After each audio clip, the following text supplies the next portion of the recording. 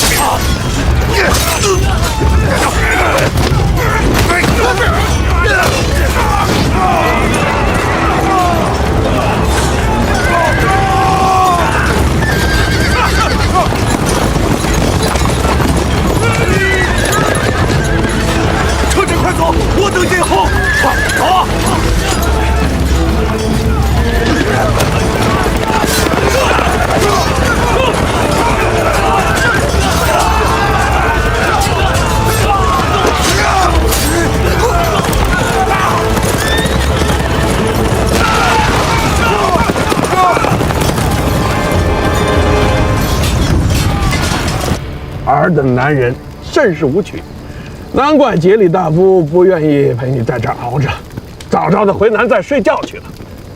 嗯，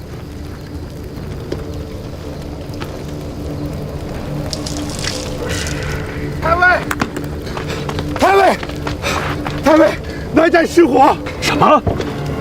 南寨？将士们，多喝口酒，暖暖身子，壮壮胆儿啊！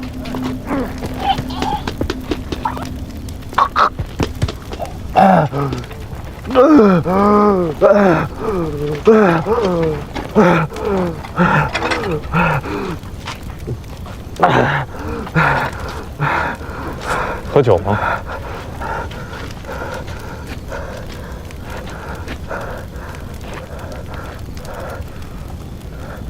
喝。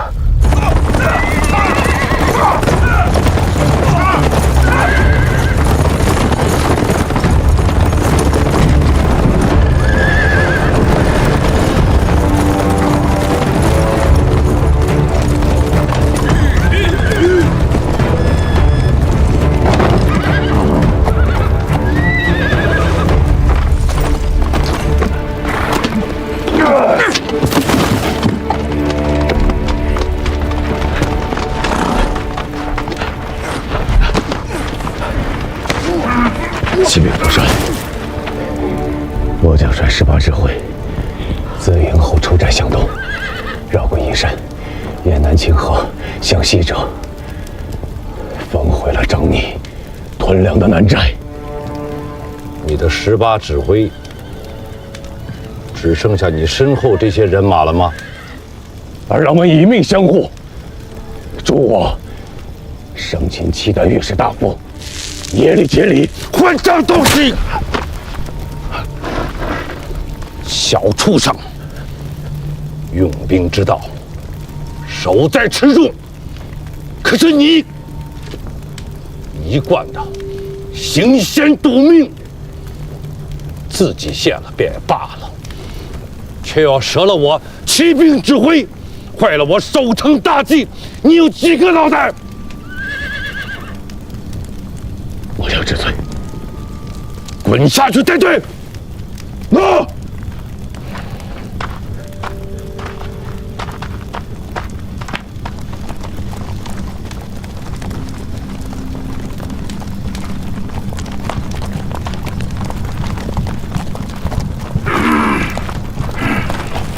此人该如何处置啊？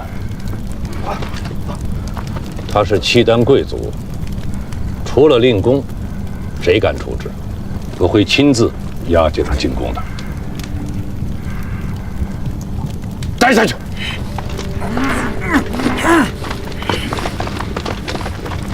来人！在。这次多亏了大郎，给他撕一条羊腿，端一盆热汤过去。诺。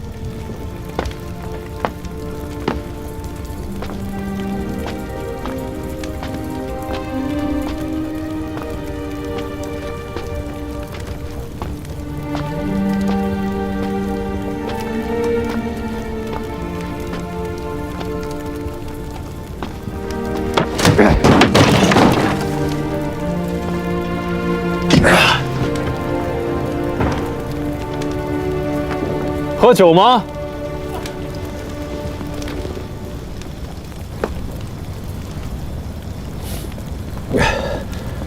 痛快。赵匡胤，字元老，正是在下。国荣，字俊贵。郭太尉家的千里马，耳朵都听出茧子来了。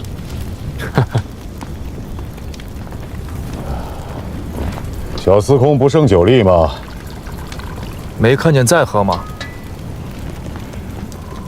司空就是司空，喝起酒来也是1分3品以上的技巧啊！什么司空不司空？小弟钱红处，字虎子。哎呀，有你在身边，夜间急切的时候，怕是都不用出门了。去你的！大郎，大郎，这儿呢。哪儿来的？太尉赏你的，兄弟们都说你是好样的。滚！不白喝你的，一起吃。好久不客气了。突然想起来，今天是小岁之夜。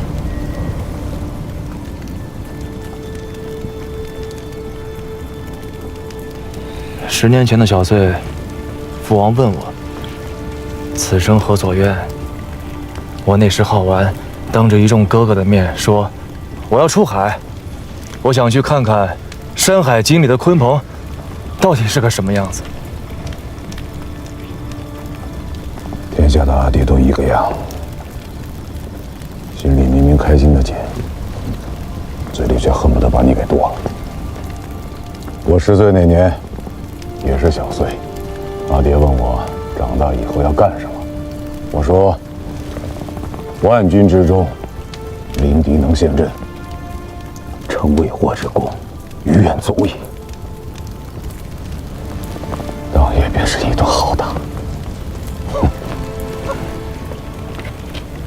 你呢？你想要什么？问你话呢？没有。真无趣。早知你如此扭捏不爽利，当日便不救你了。生在这个世道里，想要什么，似乎都不对。我记得去年的小岁，我正好在晋阳。当时我父亲心绪不佳，而家中的弟弟妹妹年纪太小，只能我带众人去问父亲。小岁当问来年夜父亲平素简约，在军中颇有威望，却始终不得拜接朕。父亲心中可有所憾？郭太尉怎么说？他说：“高绝后路，无足论。此生若能复饮太平年下的一杯热酒，于愿足矣。”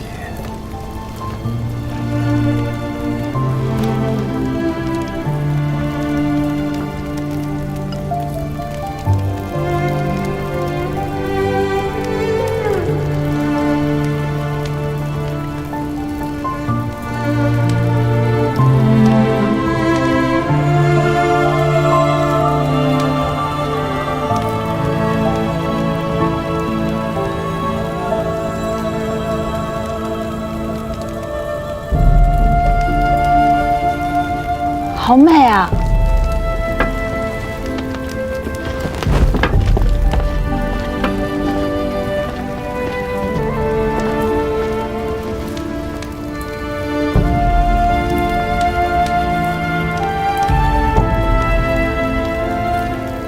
再煊赫的盛世，也终有落日；再不堪的乱世，也终会迎来日出。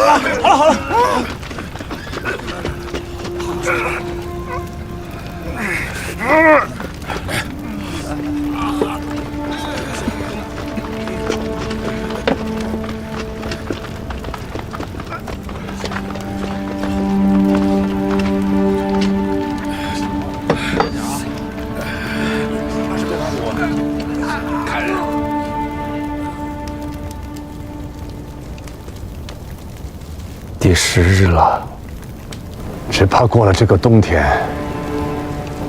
汴梁城里就没有活人了。天寒地冻，守城固然艰难，可攻城的贼众只会更难。这话也不是这么说的。城墙可视，人心不可视啊！最初几日，凭着一腔义气热血，一番高绝后路，尚可支应。如今10日过去了，渭南多变，人之常情。再加上天寒难耐，敌中也不是孤军一支啊。杜重威在腋下还有5万兵。更不要说他背后的契丹人。倒是朝廷这边，号称征朔，有一个天子，却也没有一般呢。朝堂上，也就剩下一个冯令公老头子，苦撑危局。京师之外，谁还在乎这个朝廷？谁还在乎这数十万的生命礼数啊？外无必救之兵，则内无可守之臣。罢了。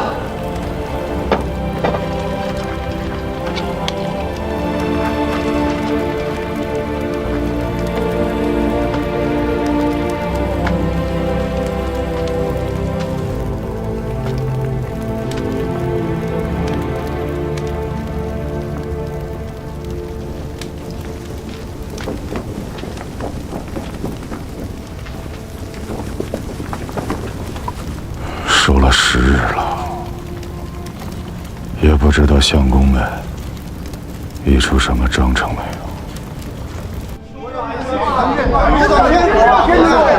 不能议和呀，一定要坚守，我等必须以死相守，对吧？我等必将以死相守，应来要小心呐！令公，无若不然，以死相守。令公，令公，来了。当天地行也，距离千里之外。将来人必须。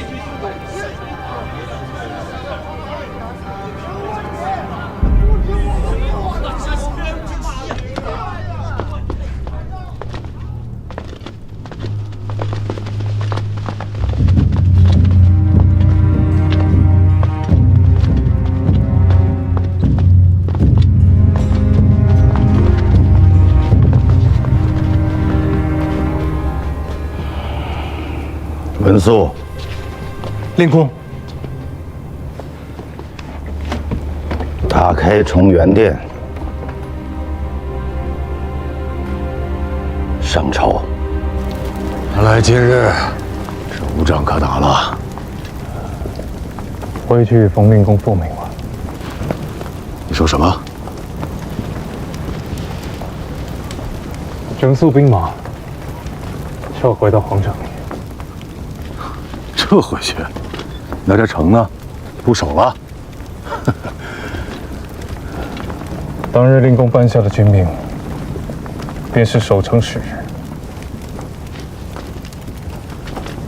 如今10日已满，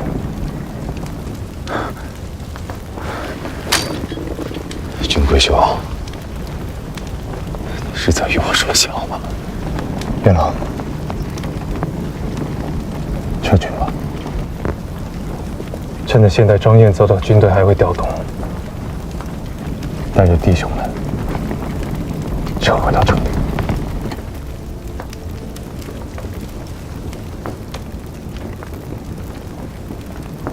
浴血11日，死了的、活着的，都是好汉子。眼下，你们能做的事情都已经做完了。余下这些弟兄，不当枉死。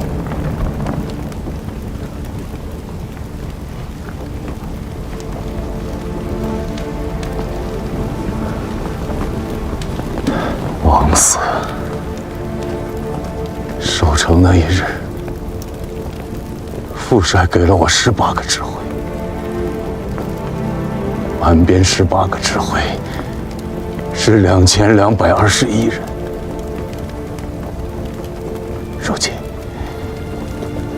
如今只剩下800余人。你现在跟我讲他们不当枉死，柴军贵啊，柴军贵！你们真他娘的无耻！不会有援兵的。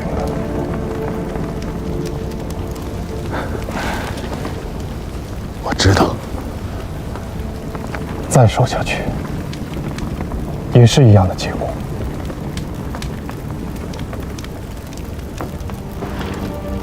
我知道，没有副帅的将令，此地便是某等葬身之处。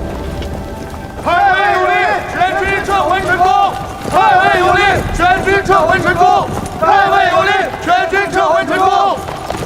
太尉有令，全军撤回成功！大郎，咱就这么走了？娘的，怎么这么窝囊？再打也打不动了。撤啊！那一开始就别让我来呀！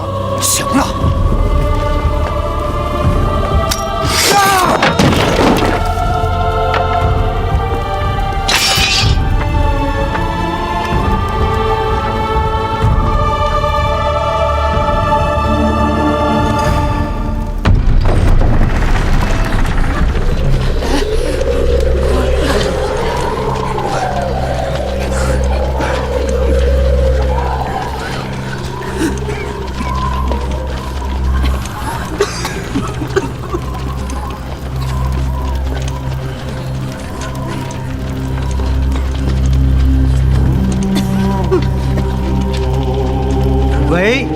丹会同10年，岁次丁未元月，契丹大皇帝陛下制曰：请有皇王分尊北南，祭墓名誉，告谕四方。兹尔时事，以晋弘之资，困守绝瓮，田不过1城，众不足1旅，危身苟命，自成大统。朝纲稳于内，政治昏于外，致令天下纷扰，九州板荡，恶殍盈途，触目惊心。朕心敏测难安，唯念苍生之喘，欲解倒悬之机。南州赤子饥寒相望，故兴吊民之师，亲临夜变之间，期以扩清宇内，拯救斯民于水火之中。兹尔少君荒靡失次，善祭宗挑，辄敢抗尊，自起信端，冒渎纲纪，涂炭非尔所惜，可自去尊号，迁居别业，贬为副议侯，以待明罪。以御史大夫耶律节里之东京汉儿司事，以右卫大将军张义军节度使张彦泽权东京留守，军国庶务亦应委之。汴州官变，亲卫将校移兵差遣，领遵军命，有作奸犯科、狂悖武上者，朕起令五行之诛哉！亲哉，勿负朕望，贤使之息。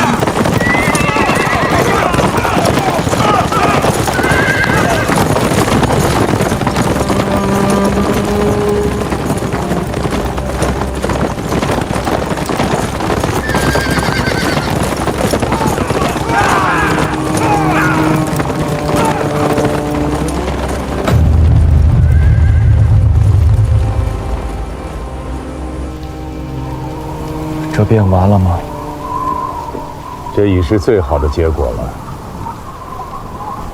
我不明白。没有援兵，京师终归是守不住的。既如此，10日之前又是何必？为了一个体面，死了那么多人，就为了这样一个体面，值得吗？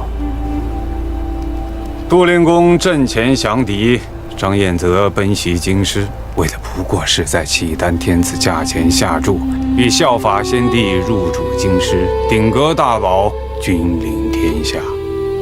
效仿先帝，也做儿皇帝吗？若契丹天子肯认这个儿子，杜令公与张彦泽自然会抢着认下这个爹。此国贼也，汉贼不两立。人心沦丧，无忠无义。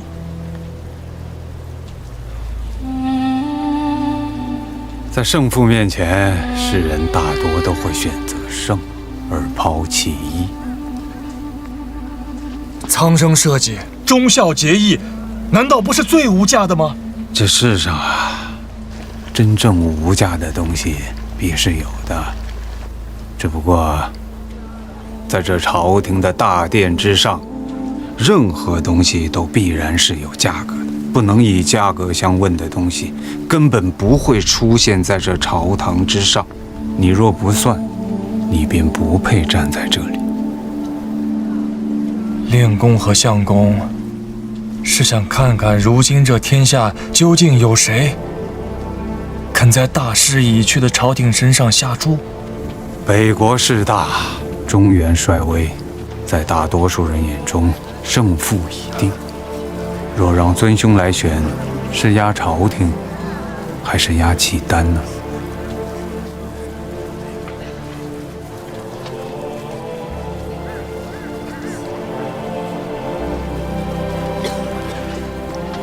可令公与桑某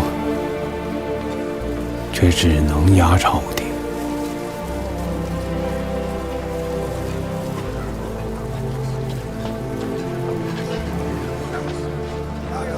这10日之战，便是要告诉天下人，在此人心背离之际，依然还有人在压朝廷。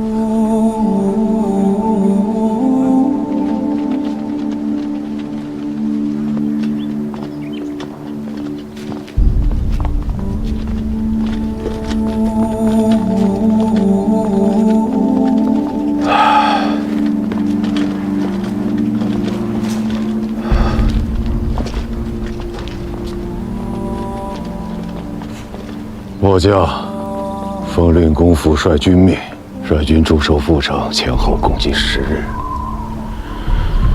战没671人，战伤732人。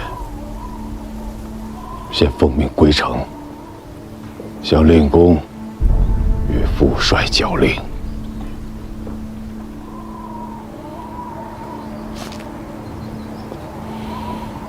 该做的事情，能做的事情，都做完了。去老夫府上，把家人接回去吧。谢过灵公。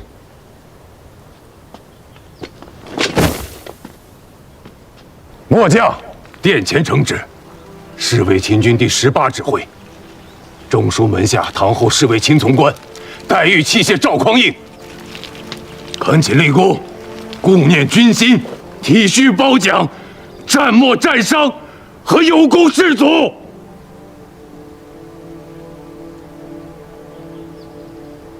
小畜生，宫阙之下，岂是你胡闹的地方？令公，犬子无状。